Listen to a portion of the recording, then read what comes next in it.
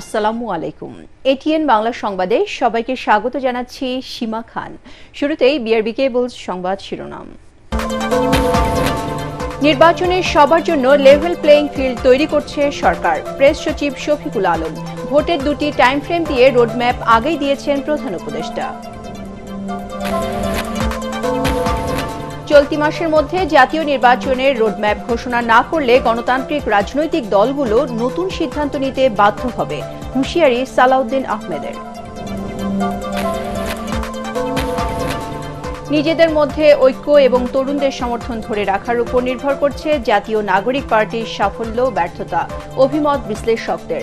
মানুষের কণ্ঠস্বর হওয়ার তাগিদ। চলতি মাসে শেখ হাসিনার বিরুদ্ধে কয়েকটি মামলা তদন্ত প্রতিবেদন, চিফ প্রসিকিউটর তাজুল ইসলাম। বন্দি বিনিময় চুক্তির আওতায় তাকে ফিরিয়ে আনা হবে। এবং দেশের আকাশে পবিত্র রমজান মাসে চাঁদ দেখা গেছে। কাল থেকে রোজা শুরু। ২৭ মার্চ দিবাগত রাতে লাইলাতুল কদর। শুনছিলেন বিআরবি কেবলস সংবাদ শিরোনাম। এবারে জানাবো বিস্তারিত। অন্তর্বর্তী সরকারের কাছে সব পার্টি সমান, এমনটা জানিয়ে প্রধান উপদেষ্টার প্রেস সচিব শফিকুল আলম জানিয়েছেন, নির্বাচনে অংশ নিতে সব দলের জন্য সমান সুযোগ তৈরি করছে সরকার। রাজধানী ফরেন সার্ভিস একাডেমিতে সংবাদ সম্মেলনে এসব কথা বলেন তিনি। বিএনপির দাবির প্রেক্ষিতে প্রেস সচিব জানান, দুটি টাইম ফ্রেম দিয়ে নির্বাচনের রোডম্যাপ আগেই ঘোষণা করেছেন প্রধান উপদেষ্টা। বিস্তারিত জানাচ্ছেন একরামুল হক সায়েম।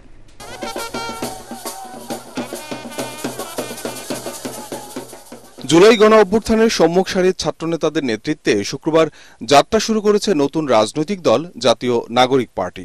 তবে অন্তর্বর্তী সরকারের সাথে তরুণদের এই দলের সম্পর্ক নিয়ে আছে নানা আলোচনা। আত্মপ্রকাশ অনুষ্ঠানে যোগ দিতে ছাত্রদের আহ্বানে ফিরোজপুরের জেলা প্রশাসক বাস সরবরাহ করেছেন, এমন খবর ছড়িয়ে পড়ে সামাজিক যোগাযোগ মাধ্যমে। এ বিষয়টিতে সরকারের অবস্থান ব্যাখ্যা করে প্রধান উপদেষ্টার প্রেস সচিব শফিকুল আলম জানান, কোনো পক্ষপাতিত্ব নেই সরকারের। রিকোয়েস্টের প্রেক্ষিতে এবং এক ধরনের প্রেসারের প্রেক্ষিতে তারা 5টি বাস রিকুইজিশন করাতে হেল্প করেন, কিন্তু এই বাসগুলোর কোনো ধরনের কোনো পেট্রোলের খরচ বা এটা যাতায়াতের খরচ, কোনো খরচ এই ডিসি অফিস থেকে দেওয়া হয়নি। আমরা সমস্ত পার্টির কাছে আমরা সমান। ইন্টারিম গভর্নমেন্ট মনে করে সমস্ত পার্টির জন্য সে লেভেল প্লেইং ফিল্ড তৈরি করছে, যাতে সুন্দর একটা ইলেকশনে, সুন্দর ফ্রি অ্যান্ড ফেয়ার ইলেকশনে সমস্ত পার্টি পার্টিসিপেট করতে পারে। এ সময় মার্চের মধ্যে নির্বাচনের রোডম্যাপ ঘোষণা করতে বিএনপির দাবির বিষয়েও কথা বলেন প্রেস সচিব। আমরা আবারও বলছি, নির্বাচনের রোডম্যাপ কিন্তু দেওয়া হয়েছে। বিএনপি যেটা চাচ্ছেন হয়তোবা যে এক্সাক্ট একটা ডেট চাচ্ছে। ইন্টারিম গভর্নমেন্ট বারবার বলেছে, যদি পলিটিক্যাল পার্টিগুলো মনে করে যে কম রিফর্ম করে তাড়াতাড়ি ইলেকশনের দিকে দেশ ধাবিত হবে, তাহলে এটা ডিসেম্বরের মধ্যে ইলেকশন হবে। আর যদি না, ওনারা পলিটিক্যাল পার্টি চান যদি আরও কিছু রিফর্ম হওয়ার পরে ইলেকশন, সেক্ষেত্রে আরও 3 মাস এটা দেরি হতে পারে। এবারে রমজানে গতবারের চেয়ে নিত্যপণ্যের দাম সহনীয় বলে সংবাদ সম্মেলনে জানান শফিকুল আলম। পণ্যের দাম কিভাবে সহনীয় পর্যায়ে আনা যায় সে লক্ষ্যে ইন্টেন্সিভলি কাজ করা হয়েছে এবং আমরা আজকে বলতে পারি, আজকে আমাদের কাছে যে ডেটা আছে যে জিনিসপত্রের দামের, বিশেষ করে নিত্য প্রয়োজনীয় ভোগ্য পণ্যের, সেখানে স্পষ্ট দেখা যাচ্ছে যে গত রোজার থেকে এই রোজায় বেশিরভাগ পণ্যেরই দাম সহনীয় পর্যায়ে এসে কমেছে। দেশের আইন শৃঙ্খলা পরিস্থিতি ঠিক রাখতে সরকার নিবিড়ভাবে কাজ করছে বলেও জানায় প্রধান উপদেষ্টার প্রেস উইং। ইকরামুল হক সায়েম, এটিএন বাংলা, ঢাকা।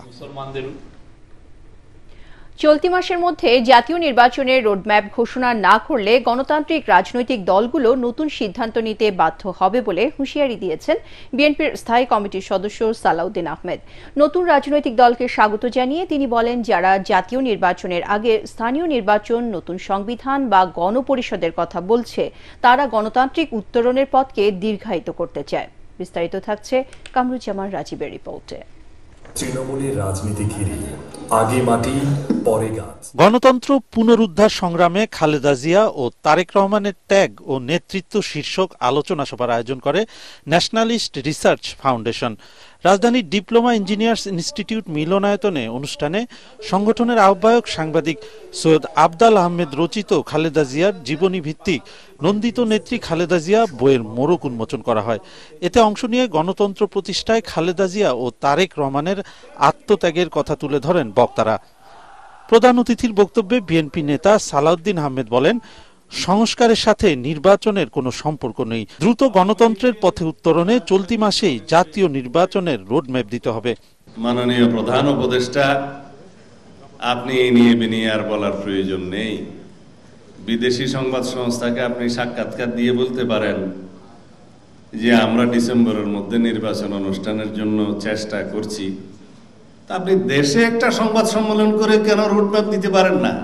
আপনাকে অতি শীঘ্র জাতীয় সংসদের রোডম্যাপ প্রদান করতে হবে, নির্বাচনের রোডম্যাপ।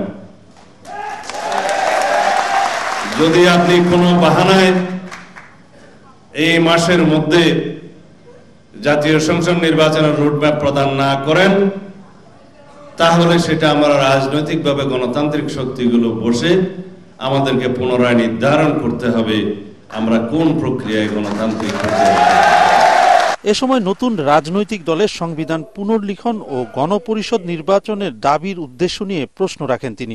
বলেন, যারা আগে স্থানীয় নির্বাচনের কথা বলছে তারা গণতন্ত্র উত্তরণের পথকে বিলম্বিত করতে চায়। সংবিধানটাকে আমরা এখন পুরোপুরি অন করি না বলেই ব্যাপক সংস্কারের প্রয়োজন দেখা দিয়েছে। কিন্তু গণপরিষদ কেন হবে? এর মধ্যে আরো একটি উদ্দেশ্য আছে। যারা গণপরিষদের বিষয় সামনে আনছে, যারা সেকেন্ড রিপাবলিকের বিষয় সামনে আনছে, হয় তারা বোঝে না অথবা বুঝে আমাদের এই রাষ্ট্র ব্যবস্থাকে আরো দীর্ঘায়িত একটি গণতান্ত্রিক প্রক্রিয়ার মধ্যে নিয়ে যাওয়ার ষড়যন্ত্র আছে। এতে বিএনপির সিনিয়র যুগ্ম মহাসচিব রুহুল কবির রিজভী বলেন, জিয়াউর রহমান যে রাজনৈতিক দর্শন দিয়েছিলেন তা আর কেউ দিতে পারেনি। অনেক ভালো ভালো কথা বললেও কোনো রাজনৈতিক দর্শন দিতে পারেনি নতুন রাজনৈতিক দল। জিয়া একটা রাজনৈতিক দর্শন দিয়েছে। আজকে অনেকে রাজনৈতিক দল করছে, অনেক ভালো ভালো কথা তারা বলেছে রাষ্ট্র সম্পর্কে, এ সম্পর্কে, কিন্তু একটা পলিটিক্যাল ফিলোসফি কিন্তু আমি পাইনি। কামরুজ্জামান রাজীব, এটিএন বাংলা, ঢাকা। নিজেদের মধ্যকার ঐক্য বজায় রেখে তরুণদের সমর্থন ধরে রাখার উপরে নির্ভর করছে জুলাই বিপ্লবের কারিগরদের দল জাতীয় নাগরিক পার্টির সাফল্য ব্যর্থতা বলে মনে করছেন বিশ্লেষকরা।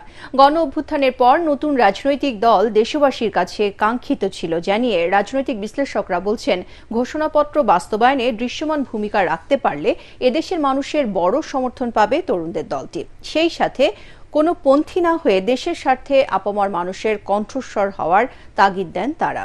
রিপোর্ট করছেন আদ্দিন সজীব। ক্ষমতা না জনতা,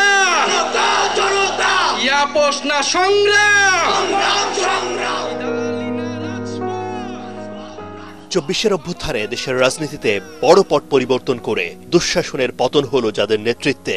জুলাই বিপ্লবের 7 মাসে এসে নতুন ধারার রাজনীতিতে সেই তরুণরাই সক্রিয় হলেন। 28 ফেব্রুয়ারি জাতীয় সংসদ ভবনের সামনে জাতীয় নাগরিক পার্টির আত্মপ্রকাশের মধ্য দিয়ে 71-কে পরবর্তী যে বাংলাদেশ, ওই যে জায়গাটা, এখানে তারা একটা শূন্যতাকে আবিষ্কার করেছে। তারা একটা স্বপ্নকে সামনে নিয়ে মাঠে নেমেছে। অবশ্যই আমি এটাকে স্বাগত জানাই। একটি স্বৈরাচারী সরকারের বিরুদ্ধে এবং তারা সফল হয়েছে, কিন্তু দ্বিতীয় যুদ্ধটা কিন্তু আরো কঠিন।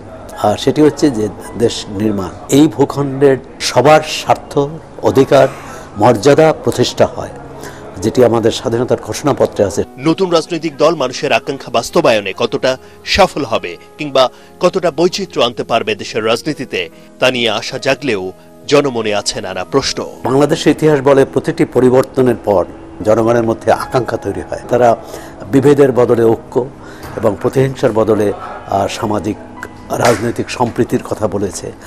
এটিও রাজনৈতিক প্রতিজ্ঞা হিসেবে কিন্তু খুবই মানুষের দৃষ্টি আকর্ষণ করবে। যে জায়গাটাতে সর্বোচ্চ গুরুত্ব দেওয়া উচিত সেটা হলো যে নিজেদের মধ্যে মতপার্থক্য হবে, ঝগড়া ফেসাদ হবে, অনেক কিছুই হবে, কিন্তু আমরা যেন কোনো অবস্থাতেই আমরা সংকট নিরসনে যেন ভায়োলেন্সের রাস্তায় না যাই। আত্মপ্রকাশের ঘোষণাপত্রে গণপরিষদ নির্বাচন এবং নতুন সংবিধান প্রণয়নে অগ্রাধিকারের কথা বলা হলেও তা বাস্তবায়নে প্রয়োজন হবে সব রাজনৈতিক দলের ঐকমত্য। কোনো দলীয় স্বার্থে, ব্যক্তিগত স্বার্থে আমরা কোনো দেশের দিকে ঝুঁকবো না। এই দেশগুলোর সাথে সম্পর্ক ভালো রাখতে হবে। তার মানে এই না যে আমি আমার সার্বভৌমত্বের জায়গাটাকে স্যাক্রিফাইস করে এই দেশগুলোর দিকে আমি ঝুঁকে পড়ব। তারা গণপরিষদ নির্বাচনের কথা বলছে। এখন এ ব্যাপারে রাজনৈতিক ঐকমত্য তৈরি হবে কিনা, জাতীয় সংসদ নির্বাচন, গণভোটের কথাও সামনে এসেছে। এখন সবকিছুতে কিন্তু জাতীয় ঐকমত্য দরকার। অন্তর্বর্তী সরকারের পথ ছেড়ে জাতীয় নাগরিক পার্টির হাল ধরেছেন নাহিদ ইসলাম। দলের শীর্ষ নেতৃত্বেও সবাই অভ্যুত্থানের পরিচিত মুখ। তবে জুলাই বিপ্লবের লক্ষ্য বাস্তবায়নে এখনো দুজন ছাত্র প্রতিনিধি আছেন সরকারে। তা নিয়ে আলোচনাও হচ্ছে নানা মহলে। এই বয়সে একটা ছেলে যে এই ধরনের একটা লোভনীয় জায়গা ছেড়ে চলে আসছে, এটা অবশ্যই তার যে সদিচ্ছা, এই সদিচ্ছাটাকে প্রমাণ করে। এরকম উদাহরণ কিন্তু বাংলাদেশের রাজনীতিতে কম। একই সঙ্গে যে প্রশ্ন যে এই রাজনৈতিক প্রক্রিয়ায় আরো দুজন নেতা ছিলেন, তাদের কি অবস্থান হবে? গণতান্ত্রিক চরিত্র রক্ষায় তরুণদের প্রতিশ্রুতি ইতিবাচক জানিয়ে কাজের মাধ্যমে ভূমিকা রাখার তাগিদ বিশ্লেষকদের। আদ্দিন সজীব, এটিএন বাংলা, ঢাকা। সংস্কার না করলে বিদ্যমান রাষ্ট্র কাঠামো আবারও স্বৈরাচারের জন্ম দেবে বলে জানিয়েছেন সুজন সভাপতি বদিউল আলম মজুমদার। তিনি বলেন, অপরাজনীতি নিষিদ্ধ হলে সুষ্ঠু ও নিরপেক্ষ নির্বাচন আয়োজন সম্ভব। রাজধানী মানিক মিয়া এভিনিউতে দেশের অবনতিশীল আইন শৃঙ্খলা পরিস্থিতি নিয়ে আয়োজিত মানববন্ধনে তিনি এসব কথা বলেন। সুজন সভাপতি উদ্বেগ জানিয়ে বলেন, দেশের আইন শৃঙ্খলা পরিস্থিতি নিয়ন্ত্রণে সরকার ব্যর্থ। নির্বাচনী অঙ্গনকে পরিচ্ছন্ন করতে হবে, একই সাথে রাজনৈতিক অঙ্গনকে পরিচ্ছন্ন করতে হবে। রাজনীতিতেও আমাদের বহু অনাকাঙ্ক্ষিত ব্যক্তিরা রাজনীতি পরিচালিত করছে এবং আমাদের দেশে দুর্ভাগ্যবশত অনেক অন্যায় গঠিত হয় একটা আতাতের ভিত্তিতে, অনেক ক্ষেত্রে রাজনৈতিক দলের ছত্রছায়ায়। একই সাথে ক্ষমতার কাঠামোতে একটা নজরদারিত্বের কাঠামোটা যেন কার্যকর হয় সেটা নিশ্চিত করতে হবে। এইসব ক্ষেত্রে যদি পরিবর্তন না করি তাহলে কিন্তু আবারও এই কাঠামো স্বৈরাচার সৃষ্টি করবে। চলতি মাসে শেখ হাসিনার বিরুদ্ধে দায়ের করা বিশেষ মামলাগুলোর তদন্ত প্রতিবেদন আদালতে দাখিল করা হবে বলে জানিয়েছেন আন্তর্জাতিক অপরাধ ট্রাইব্যুনালের প্রধান প্রসিকিউটর তাজুল ইসলাম। সিলেটে স্বরাষ্ট্র মন্ত্রণালয় আয়োজিত এক কর্মশালায় তিনি একথা জানান। ভারতের সাথে বাংলাদেশের বন্দি বিনিময় চুক্তির আওতায় দেশটির সরকার শেখ হাসিনাকে ফিরিয়ে দেবে বলেও তিনি মন্তব্য করেন। এছাড়া ইন্টারপোলের মাধ্যমে তাকে ফিরিয়ে এনে বিচারের মুখোমুখি করার উদ্যোগ নেওয়া হবে বলে জানান চিফ প্রসিকিউটর। শিল্প উপদেষ্টা আদিলুর রহমান ও অ্যাটর্নি জেনারেল আসাদুজ্জামান সহ অন্যান্যরা অনুষ্ঠানে উপস্থিত ছিলেন। হাসিনাকে ফিরিয়ে আনার জন্য যে আইনগত পদক্ষেপগুলো আছে, একটা হচ্ছে যে ইন্টারপোলের মাধ্যমে তাকে রেড নোটিশ জারি করে গ্রেপ্তারের চেষ্টা, সেটা সরকারের পক্ষ থেকে অব্যাহত আছে। আমরা যখন গ্রেপ্তারি পরোয়ানা ট্রাইব্যুনাল থেকে পেয়েছি সেটার আলোকে ইন্টারপোলের কাছে আমরা পাঠিয়েছি তাকে যাতে গ্রেপ্তার করা হয়। তা আমরা চাইবো যে ভারতকে সিদ্ধান্ত নিতে হবে যে তারা একটা অপরাধীর পক্ষে অবস্থান নেবেন নাকি গণহত্যাকারীদের বিচারের প্রশ্নে, ন্যায় বিচারের প্রশ্নে একটা আইনের শাসনের প্রতি তাদের অবস্থান গ্রহণ করবেন। সীমান্ত রক্ষায় বিজিবিকে বিশ্বমানের করে গড়ে তোলা হবে বলে জানিয়েছেন স্বরাষ্ট্র উপদেষ্টা অবসরপ্রাপ্ত লেফটেন্যান্ট জেনারেল জাহাঙ্গীর আলম চৌধুরী। কক্সবাজারে বিজিবির নবগঠিত 4টি ব্যাটালিয়নের উদ্বোধন শেষে একথা বলেন তিনি। এ সময় বিজিবির মহাপরিচালক মেজর জেনারেল আশরাফুজ্জামান সিদ্দিকী বলেন, ভারত সীমান্ত হত্যা বন্ধ না করলে কঠোর হবে বিজিবি। কক্সবাজার প্রতিনিধি মোয়াজ্জেম হোসেন শাকিলকে সাথে নিয়ে রিপোর্ট করছেন মিজান শাহজাহান। উখিয়া ব্যাটালিয়ন, স্টেশন সদর দপ্তর Dhaka, guard police battalion Dhaka ও K9 unit and training centre গাজীপুরের আত্মপ্রকাশ উপলক্ষে বিজিবির কক্সবাজার রিজিয়ন প্রশিক্ষণ মাঠে এই আয়োজন। সারা দেশে বিজিবির 5টি রিজিয়ন রয়েছে। কক্সবাজার রিজিয়নের অন্তর্ভুক্ত 2টি সেক্টরের আওতায় এতদিন 7টি ব্যাটালিয়ন সীমান্তের অতন্দ্র প্রহরী হিসাবে কাজ করছিল। 8ম ব্যাটালিয়ন হিসেবে উখিয়া যুক্ত হওয়ায় মিয়ানমার সীমান্তে বিজিবির জনবল বাড়ল। সীমান্তে নিরাপত্তা পরিস্থিতি। নবগঠিত ব্যাটালিয়নের পতাকা উত্তোলন শেষে সংবাদ সম্মেলনে কথা বলেন বিজিবি মহাপরিচালক। কসবা সীমান্তে বিএসএফের গুলিতে বাংলাদেশি নাগরিকের মৃত্যু প্রসঙ্গে তিনি বলেন, সীমান্তে গুলি বন্ধ না হলে আগামীতে ভারতীয় নাগরিকরা অবৈধভাবে অনুপ্রবেশ করলে একই পথ অনুসরণ করতে বাধ্য হবে বিজিবি। ভারতীয় অনুপ্রবেশ যারা করে তো তাদের প্রতিহত আমরা সুন্দরভাবে নিয়মের মধ্যে আমরা যে তাদেরকে গ্রেফতার করে হস্তান্তর করি সেটা কতটুকু আর করা যাবে, আমাদের এদিক থেকে যত যাই হোক, অবৈধ অনুপ্রবেশক যাই হোক, হত্যা কোনো চূড়ান্ত একটা সমাধান হতে পারে না। তো সেই বিষয়ে আমাদের এটা অব্যাহত থাকবে এবং আরো একটি যদি হয় আমরা আরো কঠোর অবস্থানে যাব। এ সময় স্বরাষ্ট্র উপদেষ্টা বলেন, বিগত কয়েক বছরে মিয়ানমারের অভ্যন্তরে চলমান সহিংসতার জেরে বাংলাদেশ মিয়ানমার সীমান্তে নিরাপত্তা জোরদার করা হয়েছে। এলাকা দিয়ে বেশিরভাগ মাদক চলে আসে এবং আরো তো রোহিঙ্গা সমস্যাটা একটা বড় ধরনের সমস্যা রয়ে গেছে। এই জন্য এই ব্যাটালিয়নটা খুবই দরকার ছিল। সীমান্ত এখন যে অবস্থায় আছে একেবারে পুরানো নিরাপদ আছে। বাংলাদেশ ও মিয়ানমার সীমান্তে কোনো নিরাপত্তা ঝুঁকি নেই এমন দাবিও করেন স্বরাষ্ট্র উপদেষ্টা। ভারত ও মিয়ানমার সীমান্তে যখন উত্তেজনা বাড়ছে তখন বিজেপি তাদের সক্ষমতা বাড়ানোর জন্যই নতুন ইউনিট প্রতিষ্ঠা করছে। মিজান শাহজাহান, এটিএন বাংলা, কক্সবাজার। বিশ্ববিদ্যালয়গুলোতে লেজুর ভিত্তিক রাজনীতি বন্ধ করা সহ যে কোনো ধরনের অন্যায় রুখে দাঁড়ানোর ঘোষণা দিয়েছে নতুন ছাত্র সংগঠন বাংলাদেশ গণতান্ত্রিক ছাত্র সংসদ। ঢাকা বিশ্ববিদ্যালয়ে আনুষ্ঠানিক কার্যক্রমের প্রথম দিনে কেন্দ্রীয় কমিটির আহ্বায়ক আবু বাকের মজুমদার এই ঘোষণা দেন। এর আগে গণ অভ্যুত্থানে শহীদদের কবর জিয়ারতের মধ্য দিয়ে সাংগঠনিক কার্যক্রম শুরু করে এই সংগঠন। ঐশী গোস্বামী প্রমার রিপোর্ট। ঢাকা বিশ্ববিদ্যালয়ের মধুর ক্যান্টিনে বিভিন্ন ছাত্র সংগঠনের সাথে পরিচিতি সভার আয়োজন করে নতুন ছাত্র সংগঠন বাংলাদেশ গণতান্ত্রিক ছাত্র সংসদ, যেখানে উপস্থিত হন বাংলাদেশ জাতীয়তাবাদী ছাত্রদল, ছাত্র ফেডারেশন, ইসলামী ছাত্র আন্দোলন এবং ছাত্র ইউনিয়ন সহ শিক্ষার্থীদের বিভিন্ন সংগঠনের নেতারা। রাজনীতি কোনো সমাধান না, সমাধানটা হচ্ছে একটা আদর্শ ভিত্তিক রাজনীতি, যে রাজনীতির মধ্য দিয়ে ছাত্রদের অধিকার, শিক্ষার অধিকার নিশ্চিত হবে। নতুন ছাত্র সংগঠনের এই আগমন আমাদের যে সহাবস্থান, সেই সহাবস্থানের যে জায়গা, সেই জায়গাটাকে আরো সমৃদ্ধ করবে। সবার কাছে এটাই প্রত্যাশা করব, আমাদের রাজনৈতিক সহাবস্থান থাকবে যতদিন পর্যন্ত আমরা অন্যায়ের বিপক্ষে আছি। আমরা এই আজকের মঞ্চ থেকে আমরা বিভাজনকে ভুলে গিয়ে ঐক্য ডাক দিতে চাই। আমরা বলতে চাই, এই ক্যাম্পাস আমার, এই বাংলাদেশ আমার। পরিচিতি পর্বে সংগঠনের কেন্দ্রীয় কমিটির আহ্বায়ক আবু বাকের মজুমদার বলেন, বৈষম্যহীন দেশ করার যে উদ্দেশ্য নিয়ে জুলাই আগস্টে ছাত্র জনতা জীবন দিয়েছে তা বাস্তবায়ন করবে সংগঠনটি। আমরা ছাত্র রাজনীতি নিষিদ্ধ চাইনি, আমরা সবসময় লেজভিত্তিক ছাত্র রাজনীতির বিরোধিতা করে এসেছি। আমরা আগামীর দিনও লেজভিত্তিক ছাত্র রাজনীতির বিরোধিতা করে যাব। আগামীর বাংলাদেশও আমরা যে মধ্যমপন্থী ছাত্র রাজনীতির এখানে প্রস্তাবনা দিচ্ছি, সেই মধ্যমপন্থীর ছাত্র রাজনীতির মাধ্যমে আমরা সবাইকে ঐক্যবদ্ধ রেখে এই ক্যাম্পাস সহ বাংলাদেশের প্রত্যেকটি ক্যাম্পাসকে সন্ত্রাসমুক্ত এবং ঐক্যবদ্ধ রাখতে পারবো বাংলাদেশের প্রশ্নে। এর আগে সংগঠনটির প্রথম কর্মসূচি হিসেবে রায়েরবাজার বুদ্ধিজীবী কবরস্থানে শহীদদের কবরে ফুল দিয়ে শ্রদ্ধা জানান নেতারা। এ সময় শহীদদের আত্মার মাগফিরাত কামনা করে দোয়া করেন তারা।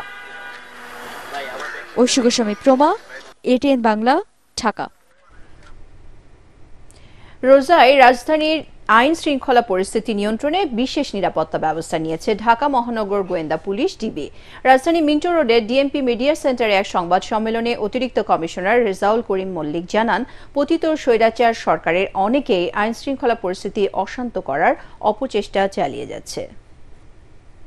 রোজার সময় মানুষের কর্মযোগ্যতা বাড়ে, বিশেষ করে টাকা পয়সার লেনদেন বেশি হয়। শপিং মল, ব্যাংক, বিমাগুলোতে মানুষের ভিড় বাড়ে। রেল স্টেশন, বাস টার্মিনাল কিংবা সদরঘাট সহ অন্যান্য জায়গাতে মানুষের উপস্থিতি বাড়ে। এসব জায়গায় কেউ যাতে নাশকতা না করতে পারে সেই জন্য আমাদের গোয়েন্দা নজরদারি বাড়ানো হচ্ছে।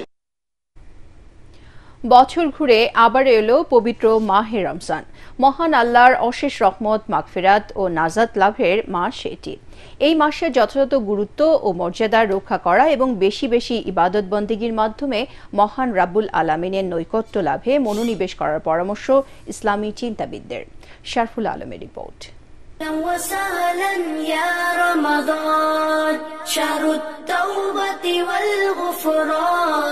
আল্লাহর অশেষ রহমতের মাস রমজান, এটি নিজেকে পরিশুদ্ধ করার সেরা সময়। এ মাসে একজন মুসলিম ইবাদত বন্দেগীর মধ্য দিয়ে তার ঈমান ও তাকওয়া বৃদ্ধি করতে পারে। রোজা ইসলামের 5টি মূল স্তম্ভের মধ্যে অন্যতম একটি। রোজা শব্দের অর্থ সংযম বা বিরত থাকা। ইসলামী শরীয়তে সুবহ সাদিকের পর থেকে সূর্যাস্ত পর্যন্ত নিয়তের সঙ্গে পানাহার থেকে বিরত করে যে কোনো পাপাচার, গীবত ও অন্যায় সহ সব দিক থেকে সংযম থাকাকে রোজা বলা হয়। এই মাসে রোজা রাখা প্রত্যেক মুসলিম প্রাপ্তবয়স্ক মানুষের জন্য ফরজ।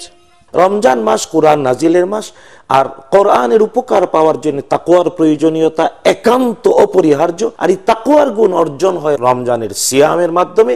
তাই সিয়াম আল্লাহ ফরজ করেছেন আমাদের উপরে, অতীতের সকল উম্মতের উপরে, এই একটি মাত্র কারণে লাআল্লাকুম তাত্তাকুন। আল্লাহ বলছেন, ইয়া আইয়ুহাল্লাযীনা আমানু, হে বিশ্বাসীরা, কুতিবা আলাইকুমুস সিয়াম, সিয়াম তোমাদের উপরে ফরজ করা হয়েছে। রোজা শুধু উপবাস নয়, বরং আত্মশুদ্ধির মাধ্যম। এটি ধৈর্য, সহানুভূতি ও আত্মনিয়ন্ত্রণ শেখায়। রমজানের প্রতিটি দিনকে ইবাদত, দোয়া ও সৎকর্মের মাধ্যমে সাজাতে হবে, যাতে আল্লাহর সন্তুষ্টি লাভ করা যায়। রোজা রেখে মানুষ আল্লাহর বিধিবিধান প্রতিপালনের চর্চা করবে, নিষেধ থেকে বেঁচে থাকার চেষ্টা করবে। যে ব্যক্তি অন্যায় কথা, অন্যায় কাজ, অন্যায় করব, অপরাধ, পাপ থেকে বেঁচে থাকতে পারল না, আল্লাহর কোনো প্রয়োজন নেই, সে খাবে না, পান করবে না। কোরআনের উম্মাহ, কোরআন আল কারীম বেশি বেশি পড়তে হবে। রমজান মাসের সবচেয়ে বড় ফজিলত, এই মাসে মহান আল্লাহ পাক সর্বশ্রেষ্ঠ গ্রন্থ কোরআন নাজিল করেছেন, যা প্রত্যেক মানুষের হেদায়েত এবং সত্য পথের সুস্পষ্ট দিক নির্দেশনা দেয়। রহমত, মাগফিরাত আর নাজাতের পবিত্র রমজান মাস শুরু হচ্ছে। এই মাসে মহাপবিত্র কোরআন শরীফ নাজিল হয়েছিল। ইসলামী চিন্তাবিদরা বলছেন, বছরের শ্রেষ্ঠ এই সময়টুকুকে কোরআন তেলাওয়াত ও ইবাদত বন্দেগীর মধ্য দিয়ে পার করতে হবে। শরফুল আলম, এটিএন বাংলা, ঢাকা। শুল্ক ছাড় সুবিধা নিয়ে পর্যাপ্ত পণ্য আমদানি করার পরেও রমজান এলেই বাড়ে ইফতার উপকরণের দাম। সরবরাহ থাকলেও গত বছরের তুলনায় ছোলা, চিনি ও সব ধরনের ডাল ও খেজুরের দাম বাড়তি। আর কৃত্রিম সংকট দেখিয়ে বাড়ানো হয়েছে তেলের দাম। পিছিয়ে নেই লেবু, শসা, বেগুনও। বাজার নিয়ন্ত্রণে অভিযান পরিচালনার ঘোষণা জাতীয় ভোক্তা অধিকার সংরক্ষণ অধিদপ্তরের মহাপরিচালকের। তরিক ইসলামের রিপোর্ট। তার প্রান্তে পবিত্র মাহে রমজান। রোজায় ক্রেতার চাহিদা বিবেচনায় সব ধরনের পণ্যের আমদানিও এবার অনেক বেশি। গত বছরের তুলনায় এবার ছোলা ও ডাল জাতীয় পণ্যের আমদানি বেশি হলেও খুচরা পর্যায়ে কেজি প্রতি দাম বেশি 5 থেকে 20 টাকা পর্যন্ত। আমদানি তথ্য অনুযায়ী রোজায় 1 লাখ টন ছোলার চাহিদার বিপরীতে আমদানি 1,60,000 টন। 3 লাখ টনের ভোজ্য তেলের চাহিদার বিপরীতে আমদানি 3,79,000 টন। আমদানি বেশি হয়েছে খেজুর, চিনি সহ সব ধরনের ডালের, অথচ বাজারে টাকা দিলেও মিলছে না ভোজ্য তেল। দাম বাড়তি ছোলা, খেজুর, ডাল সহ সব পণ্যের। স্থানীয়ভাবে কম উৎপাদন ও সিন্ডিকেট করে মজুত করায় ডালের দাম বেশি বলছেন ব্যবসায়ী নেতারা। চাহিদা বেশি থাকে, অনেকে মাল এনে ইম্পোর্ট করে আনে, এনে রেখে দেয়, তারা বেচে না, বেচার চেষ্টা করে না। অথচ 3 মাস আগে চাইনা কোলেস্টোর তো আছে, ঢুকে দিচ্ছে। দেখেন প্রতিটা কোলেস্টোর চেক করেন। বাজার কারসাজি রুখতে ভোক্তাদের সচেতন হওয়ার পাশাপাশি বাজার তদারকির দাবি কনজিউমার অ্যাসোসিয়েশন অব বাংলাদেশ, ক্যাবের। সকাল বিকাল ঝটিকার আপনার অভিযান চালাতে হবে। এগুলো যদি চালানো যায় তাহলে আমি মনে করি বাজারের উপরে শুধু ছোলা না, সব পণ্যের উপরই মূল্য নিয়ন্ত্রণ করা সরকারের পক্ষে সম্ভব হবে। রোজায় সরবরাহ ও দাম তদারকিতে বিশেষ অভিযানের কথা জানান ভোক্তা অধিকারের মহাপরিচালক। যদি কোথাও কোনো ধরনের ব্যত্যয় দেখা যায়, আমরা সেখানে হস্তক্ষেপ করব এবং ভোক্তাদেরকে স্বস্তিতে এবং শান্তিতে রাখার জন্য আমরা সবসময় নিয়োজিত রাখব। দাম বাড়ার তালিকায় পিছিয়ে নেই ইফতারের অন্যতম উপকরণ লেবু ও শসার। 50 থেকে 60 টাকা কেজিতে বিক্রি হচ্ছে তরমুজ, আর প্রতি পিস 15 থেকে 20 টাকা দরে বিক্রি হচ্ছে লেবু। রোজা এলেই দাম বাড়ে ইফতার উপকরণের।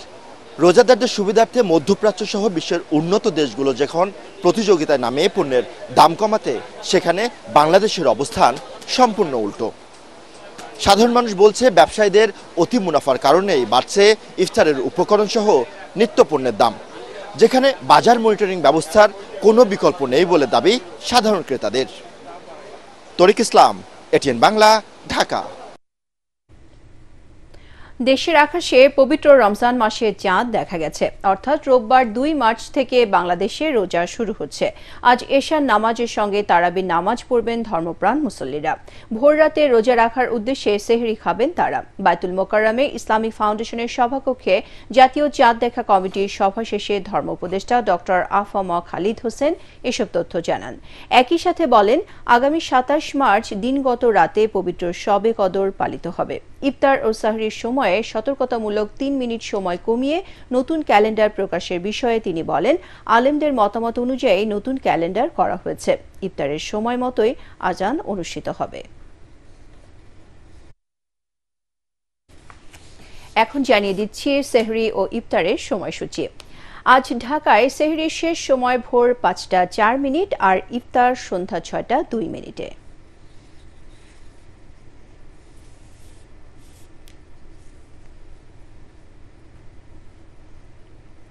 এবারে আল আরাফ ইসলামী ব্যাংক অর্থ সংবাদ।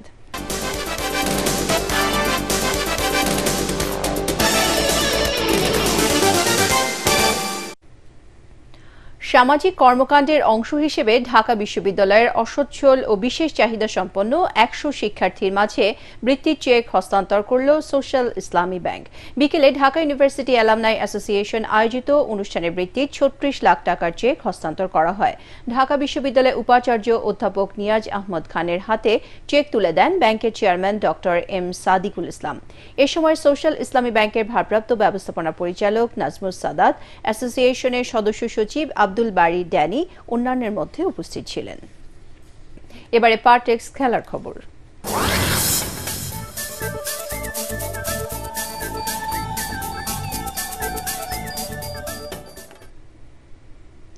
গ্রুপ পর্বের শেষ ম্যাচে ইংল্যান্ডকে পাত্তাই দিল না দক্ষিণ আফ্রিকা।